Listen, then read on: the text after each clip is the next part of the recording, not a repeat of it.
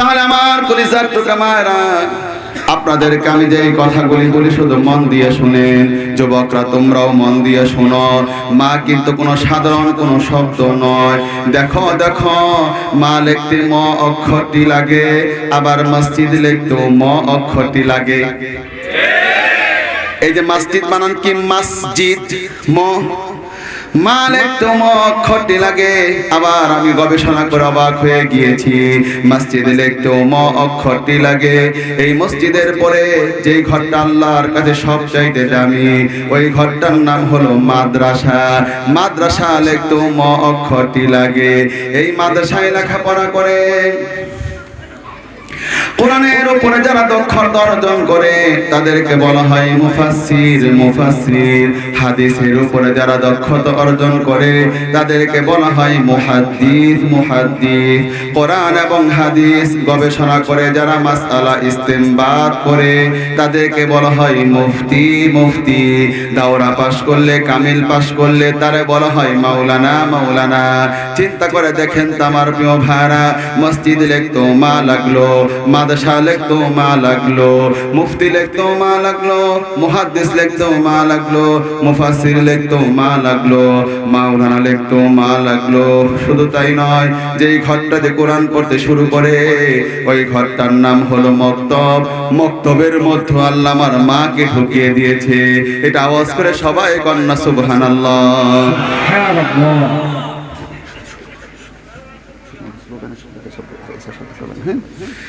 আমার প্রিয় ভাইরা, ও মারা যারা আজকে বক্তব্য শুনতেছেন মন দিয়ে আপনারা শুনেন। আমি একজন মায়ের কথা জানি। ওই মাটা বক্তব্য শুনে এত আকৃষ্ট হয়েছে, ওই মাটা তখন চিন্তা করলো, আহারে আল্লাহ পাক এত দাম আমাদেরকে দিয়েছে, ইসলামের জন্য আমাদের একটা ভূমিকা পালন করতে হবে। ও কলিজার টুকরা মা,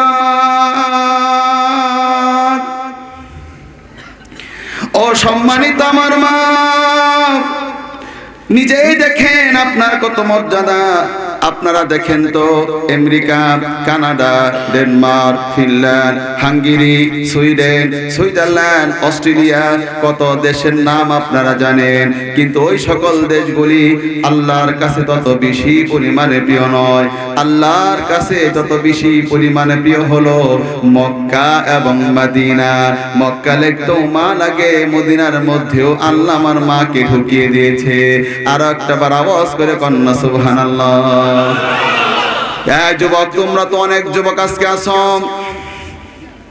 তোমাদের কাছে এমন একটা নসিহত আমি করে যাই, তোমাদের হৃদয়ে অবশ্যই নাড়া দিবে। আমি আশা করি আমার সব বক্তব্য ভুললেও মায়ের ব্যাপারে এই বক্তব্য তুমি ভুলতে পারবা না। আমাকে দেখলেই মনে হবে আমাদের বড় ভাইটা আব্দুল আহাদ, আমার প্রিয় ভাইটা এই ওয়াজটা করেছিল, এই গোকুলনগরের মাঠে এটা স্মৃতি হয়ে থাকবে। ও মারা যারা আপনারা বক্তব্য শুনতেছেন, শুধুমাত্র আপনারা শুনতেই থাকেন, মন দিয়ে শুধুমাত্র শুনতে থাকেন আর বুঝতে থাকেন। আপনারা যারা আমার কাছে আসেন তারাও বুঝতে থাকেন। মায়েদেরকে আমি বলবো, ও মায়েরা, এত অলসতা করলে হবে না, আল্লাহর পথে আপনাদের ভূমিকা পালন করতে হবে। ও যুবকরা, তোমাদেরকে বলবো, আর যাই হোক না কেন মায়ের প্রতি কোনো বেয়াদবি কিন্তু করবা না। আমি দেখি আমার এই বক্তব্যগুলো এত ভালো কার্যকর হচ্ছে। আজকে সকালে আমার নিজের মা একটু অসুস্থ হলো, তার হাই প্রেশারটা বেড়ে গেল, সঙ্গে সঙ্গে আমাদের পরিবারের সবাই যেন একটু আতঙ্কিত হয়ে গেল। আমি বললাম মাকে হাসপাতালে নিয়ে যাব। আমি দেখলাম আমার ছোট্ট ভাইটা মাকে শোয়া পানি ঢালে দিচ্ছে মাথার মধ্যে। তাহলে আমার প্রিয় ভাইরা, যুবকরা, এইভাবে মায়েদের সম্মান বেশি বেড়ে যাবে। আমার বক্তব্য তোমার শুনলে তোমার হৃদয় নাড়া লাগবে, তুমি আল্লাহর পথে ভূমিকা পালন করবা। দেখো তোমার মায়ের যত্ন তুমি করতে পারবা, তাহলে বুঝার জন্য তুমি আমার দিকে 3 মিনিট তাকায় থাকো। এই দেখো তোমার আমার পেটটার দিকে তাকাও। এই পেটটা হলো 12 ইঞ্চি, 12 ইঞ্চি, 12 ইঞ্চি, কিন্তু এখানে সন্তান বড় হতে হতে হয়ে যায় 18 ইঞ্চি। কখনো কি যুবক চিন্তা করেছ এই 12 ইঞ্চি পেটের মধ্যে 15 বছরের একটা মেয়ে, 16 বছর 17 বছরের একটা মেয়ে, ওই পেটের মধ্যে বাচ্চা চলে আসলো। এবার সন্তানটা, এবার যখন মায়ের পেটটা তো 12 ইঞ্চি, ওই ছোট্ট মেয়েটার পেটটাও 12 ইঞ্চি, সন্তানটাও বড় হয়ে গেল 12 ইঞ্চি। এবার যখন হয়ে গেল 14 ইঞ্চি, 14 ইঞ্চি, এবার তো পেটের মধ্যে জায়গা হচ্ছে না। এবার 14 ইঞ্চি হওয়ার সঙ্গে সঙ্গে পেটটা ফুলে গেল। এবার যখন হয়ে গেল 16 ইঞ্চি, পেটটা আরো বেশি পরিমাণে ফুলে গেল। এবার যখন হয়ে গেল 18 ইঞ্চি, তখন সন্তানের দুইটা পা মায়ের কলিজার নিচে গিয়ে অবস্থান নিল। মায়ের কলিজার মধ্যে লাথি মারতে লাগলো, মৃদু আঘাত করতে লাগলো। একবার নয়, দুইবার নয়, 100 বার নয়, 200 বার নয়, 1000 বার নয়, হাজার হাজার বার লাথি দিয়া, সবচেয়ে বড় লাথিটা দিয়া তারপরে সন্তানটা দুনিয়াতে চলে আসলো। ও যুবক, তুমি মুখস্থ করো, মায়ের পেটের মধ্যে লাথি দিয়া তারপরে তুমি কিন্তু দুনিয়াতে আসছো। মায়ের কলিজা লাথি দিয়া তুমি আসলা, এরপরে তুমি বড় হলা। বড় হওয়ার পরে এবার তুমি আমেরিকাতে চলে গেলা। আমেরিকাতে সন্তান গিয়ে ব্যথা পেল। বাংলার জমিনে মায়ের কলিজার মধ্যে সবার আগে খবরটা হয়ে গেল। এটা আওয়াজ করে সবাই কন্যা, কথা ঠিক কিনা? কেন এত সংখ্যামর হয়ে গেল? মায়ের কলিজার সঙ্গে সন্তানের এমন একটা নেটওয়ার্ক আল্লাহ তাআলা তৈরি করে দিয়েছে। তাই বলবো, যারা আজকের মাহফিলে আছেন, কেউ ভুল ক্রমে সিদ্ধান্ত নেবেন না। মায়ের প্রতি বড় আদর যত্ন সবাই করবেন। ও মার, আমি আপনাদের খামাখাই কথাগুলি শোনাই নাই। আমি এখন মায়েদেরকে দেখাবো। কোরআনুল কারীমে 28 নম্বর পরমা পড়ে দেখো। ওই 28 নম্বর পারাতে 4 জন নারীর কথা রব্বুল আলামিন বলে দিয়েছে। ওই নারীদের মধ্যে 2 জন নারীর কথা বলেছে। ওই 2 নারীর হলো 2 নবীর বউ, 2 নবীর বউ, 2 নবীর বউ, 2 নবীর স্ত্রী। কিন্তু কিয়ামতের দিন ওই 2 নবীর স্ত্রীর কপালে আল্লাহর জান্নাতটা জুটবে না। কারণ আমার প্রিয় ভাইরা, নবীর বউ হওয়ার সৌভাগ্য লাভ করেছিল, কিন্তু নবীর অনুসরণ করার মতো সৌভাগ্য তাদের হয় না। তার মানে আমি আপনাদেরকে বোঝাচ্ছি, কিয়ামতের দিন উঠবে, নবীর বাবা উঠবে, নবীর বাবার কপালে জান্নাতটা নাই। নবীর বউরা উঠবে, নবীর দুবোর কপালে জান্নাতটা নাই, কারণ নবীর অনুসরণ করে নাই। এই জন্য নবীর বউয়ের কপালে জান্নাতটা নাই। এই দেখেন, আপনাদের সামনে বের করি 28 নাম্বার পারা। আর আজকে মায়েরা যারা আছেন, সবাই ভালো করে শুনে শুনে ভালো করে মুখস্থ করে নেন, আপনারা যাতে করে সিদ্ধান্ত নিতে পারেন আপনারা কোন পথে চলবেন, কিভাবে আপনারা হাঁটবেন, কিভাবে আপনাকে আবৃত রাখবেন। নামাজ কি আপনি পড়বেন না এভাবে অলসতা করবেন? আপনি কি আল্লাহর পথে অবদান রাখবেন না এভাবেই আপনি থাকবেন? আপনারা যারা বসে আছেন, মনে করতেছেন না রে হুজুর কি বলে জান্নাতে তো যাবই, আর যাই না হোক না কেন একদিন না একদিন তো জান্নাতে যাবই। আমাদের দেশের মানুষ একটা বিশ্বাস হলো, আল্লাহরে তো বিশ্বাস করি, তাই সুতরাং জান্নাতে যাবই। এবার আমি কোরআন থেকে আপনাদেরকে দেখাই, আপনি আল্লাহরে বিশ্বাস করেন, আপনার মতো বিশ্বাস আবু জেহেল করত। বিশ্বাস যদি না হয় তাহলে এখনই প্রমাণ করে দেই। স্টেজে যারা আছেন তারাও মন দিয়ে শুনেন, আমার সামনে যারা আছেন, এখনকার মেসেজগুলি খুব গুরুত্বপূর্ণ। 10 মিনিট যুবকরাও তোমরা শোনো। তাহলে একটা প্রশ্ন করে সবাই জোরে জবাব দেন। সবাই একটা আওয়াজ করে বলেন তো, আসমান এবং জমিনটা সৃষ্টি করেছেন কে? না যুবক, তোমরা পিছনে যুবক, তোমাকে দাও নাই। তোমাদের এত শক্তি, এত পাওয়ার, তোমরা আওয়াজ করলে মাঠটা গরম হয়ে যাবে। 5 মিনিটের মধ্যে দূর থেকে বুঝতে হবে এখানে কোন বীর পুরুষরা আছে। আরেকবার প্রশ্ন করে সবাই জোরে জবাব দাও। পিছনে যুবক বেশি জোরে দিবা। সবাই বলেন তো, আসমান এবং জমিনটা সৃষ্টি করেছেন কে? এই যুবকটা অর্ধেকটা দিছে, আর অর্ধেক বাকি আছে। একজন ওখানে দায়িত্বশীল থাকতে পারো না? মজা খাওনি তোমরা তো আমার ভাই। মাঝে মাঝে আমি যখন এই দিনে জুমার দিন যাই, আমার ফলো করবা, আমার ধরে রাখবে, বড় ভাই একটু মজা খাওয়াই দিয়ে যান, দেখবা কিভাবে তোমাদের মজা খাওয়াই দেই। আমি এক জায়গায় গেছি, এরকম অনেক ইয়াং ছেলেদের সাথে আমার বড় সম্পর্ক হয়ে যাচ্ছে, আর যুবকদেরকে বড় ভালোই তো লাগে। যুবকরা তোমরা একটু জোরে সরে বলো, আর একটু জোরে বলতে হবে, আসমান এবং জমিনটা সৃষ্টি করেছেন কে? এই তো যুবকরা ফাটায় ফেলছে, তোমাদের এই কণ্ঠ আমার বড় ভালো লাগে, তোমরা শেষ পর্যায়ে এমন করে থাকবা। আর শেষবার এই যে এত স্লোগান দিচ্ছে, এখান থেকে একটা স্লোগান তোমাদের থেকেও দিবা, দেখে তোমরা পারো কিনা। এই দেখো কোরআনুল কারীম আমি খুলে ফেললাম, আমার বাবুল ভাই ওর পাশে সভাপতি সাহেব আছে, আজকে আলেম ওলামা আছে, এখানে বিজ্ঞ বিজ্ঞ আলেমরা কিন্তু আছে। এই যে আমাদের মোহাম্মদুল্লাহ ভাই এখানে ইমাম, দেওবন্দ থেকে লেখাপড়া করে আসছে, অনেক জানে, আমি তার সাথে কথা বলেছি। আলহামদুলিল্লাহ আপনারা ঠকেন নাই, আমাদের এলাকায় এখন ভালো ভালো আলেমরা এখন অলরেডি চলে আসছে। আমরাও সিদ্ধান্ত নিচ্ছি কিভাবে এলাকার মধ্যে আরো ইসলাম ছড়িয়ে দেওয়া যায়। এই গোকুলনগর কিন্তু একসময় ইসলামের ঘাঁটি ছিল, আমি কিন্তু ইতিহাস ভালো করে জানি, কিন্তু অনেকটা নষ্ট হয়ে গিয়েছে। কিন্তু এখন আমার মনে হচ্ছে এই মাহফিল থেকে একটা বিপ্লব হবে, আবার গোকুলনগর থেকে ইসলামের পতাকা পক পক করে উড়বে, আওয়াজ করে, কোন ঠিক কিনা? এই দেখেন কোরআনুল কারীম আমি আপনাদের সামনে খুলে ফেললাম। এই যে আমার সামনে আয়াত নাম্বারটা বলে, সূরার নাম হলো আনকাবুত, 61 নাম্বার আয়াত। আবু জেহেল বিশ্বাস করে আসমান এবং জমিন আল্লাহ সৃষ্টি করেছে। وَلَئِنْ سَأَلْتَهُمْ مَنْ خَلَقَ السَّمَاوَاتِ وَالْأَرْضَ وَسَخَّرَ الشَّمْسَ وَالْقَمَرَ لَيَقُولُنَّ اللَّهُ।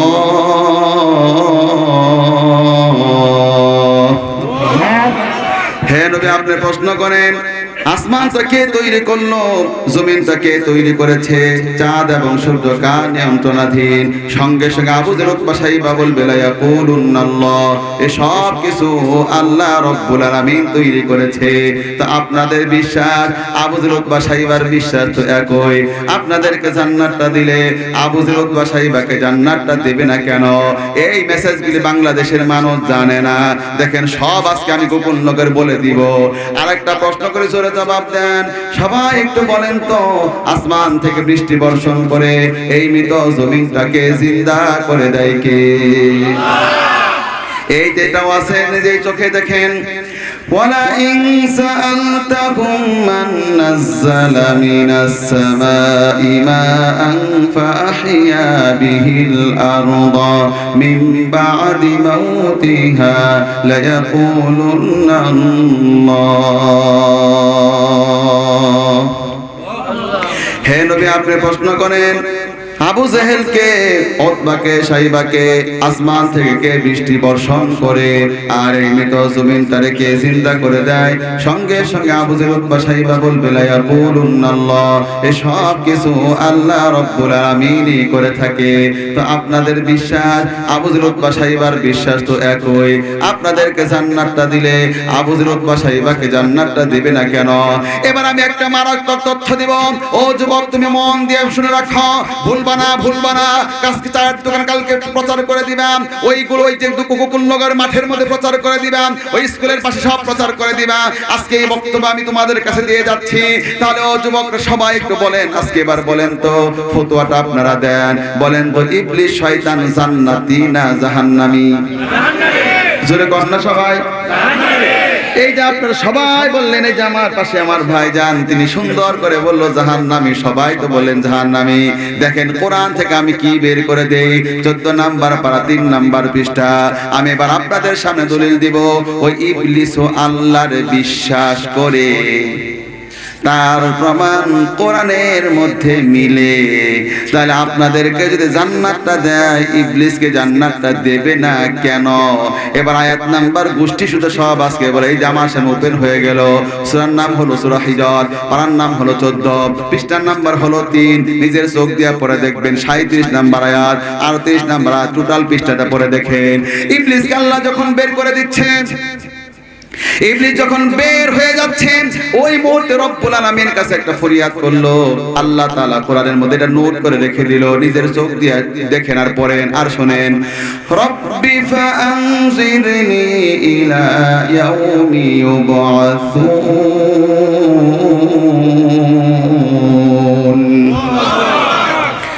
রব্বি, রবা জবর রব, বাজের বি, রব্বি। রব্বি মানে হলো হে আমার প্রতিপালক, হে আমার প্রতিপালক। ইবলিস বলতে আল্লাহকে বলেছে, হে আমার রব, আপনি আমাকে কিয়ামত পর্যন্ত হায়াতটা দেন, কিয়ামত পর্যন্ত আপনি আমার হায়াত দেন। এইখানে আল্লাহকে রব বলে ইবলিস দেখেছে, একবার নয়। এই পৃষ্ঠাতে পরে দেখেন, এখানে আলেম ওলামা আছে, রব্বি রব্বি রব্বি, রব বলে আল্লাহকে ডেকেছে। রবের অর্থ 19টি, হায়াত দাতা, রিজিক দাতা, বিধান দাতা, পালন কর্তা। ইবলিস হিত আল্লাহকে রব বলল, এতেই তো প্রমাণ হয়ে গেল ইবলিস আল্লাহকে বিশ্বাস করলো। শয়তান হওয়ার পর রব বলে আল্লাহকে ডাকতেছে। এখানে শুধু শেষ নয়, এখানে শুধু শেষ নয়, ইবলিস আল্লাহর কাছে ফরিয়াদ করলো, হে রব আপনি আমাকে হায়াতটা দেন, আপনি আমাকে হায়াতটা দেন। এখানে যারা আমার সামনে বসে আছেন তাহলে মন দিয়ে ভালো করে শুনেন। আমার প্রিয় ভাইরা, কোরআনের 22 নম্বর পারা, সূরার নাম হলো সূরা ফাতির। ওইখানে চমৎকার করে আল্লাহ তাআলা নিজেই বলে দিয়েছে, ইয়া আইয়ুহান নাস আনতুমুল ফুকারাউ ইলাল্লাহ। হে মানুষ, তোমরা সবাই ফকির। তোমাদের ইমাম ফকির, তোমাদের মুসল্লি ফকির, তোমাদের ড্রাইভার ফকির, তোমাদের প্যাসেঞ্জার ফকির। শোনো, তোমাদের টিচাররা ফকির, তোমাদের ছাত্ররা ফকির, তোমাদের নারীরা ফকির, তোমাদের ছেলেরা পুরুষরা ফকির, তোমাদের শিশুগুলো ফকির, তোমাদের বৃদ্ধরা ফকির, তোমাদের রাজাগুলি ফকির, তোমাদের প্রজাগুলি ফকির। এক কথায় তামাম দুনিয়াতে মানুষের সংখ্যা যত, আল্লাহর দরবারে ফকিরের সংখ্যাও হলো তত। সবাই যদি আল্লাহর দরবারে ফকির হয়, সব ফকিররা চাইবে মালিকের কাছে, ওই মালিকই তো সব ঘটায় থাকে। এই জন্যই তো বাংলার জমিনে আমরা দেখলাম 8 তলায় থেকে বটতলায় নামায় দিতে পারে, বটতলায় অসহায়টাকে ধুয়ে মুছে পরিষ্কার করে 8 তলায় উঠায় দিতে পারে। এটা আওয়াজ করে সবাই বলেন, কথাটা ঠিক কিনা? কিভাবে পতন আমরা বাংলার জমিনে দেখলাম। ও মুসলমান, তাহলে কেন বুঝতে পারছেন না? মনে করতে মুসলমান হয়ে গিয়েছেন, নিজেই বুঝতে পারছেন না।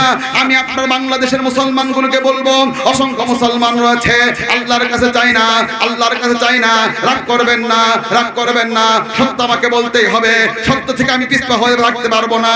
আমি বাংলাদেশের মুসলমানগুলোকে বলবো, অসংখ্য মুসলমান আল্লাহকে বাদ দিয়ে খাজা বাবা, গাজা বাবা, ল্যাংটা বাবা, গেসু দারাজ, জুলফে দারাজ, আতাবস, গঞ্জেবস, আজেবাজে জায়গায় যাচ্ছে, আল্লাহর কাছে যাচ্ছে না। ওদের ব্যাপার ফতোয়া দিচ্ছি, ওরা মুসলমান না, ওরা ইবলিস শয়তানের চাইতে নিকৃষ্ট মুসলমান। আওয়াজ করে বলতে হবে, কথাটা ঠিক কিনা? আমার প্রিয় ভাইরা, তাহলে এবার আপনারা দেখেন, কোরআন আপনি কতক্ষণ পড়লে কতক্ষণ পর বুঝতে পারবেন। আপনি কোরআন দেখলে পরে বুঝতে অবাক হয়ে যাবেন। আমার সাথে জায়গায় আবার সব আমি দেখায় দিব। ও মারা, যারা আজকে বক্তব্য শুনছেন, কি বুঝতে পারলেন? মনে করে জান্নাত হয়ে যাবেন। কোরআন দেখে আমি তো পাচ্ছি নবীর বাপ পরকালে মুক্তি পাচ্ছে না, কোরআন দেখে আমি তো দলিল পাচ্ছি নবীর বউরা পর্যন্ত কিয়ামতের দিন মুক্তি পাচ্ছে না। এই দেখেন, 2 নবীর 2 বউ। জানতে চাই কোন 2 নবী? এই যে আমার সামনে খুলে গেল 28 নাম্বার পারা 20 নাম্বার পৃষ্ঠা, সূরার নাম হলো সূরা আত-তাহরীম।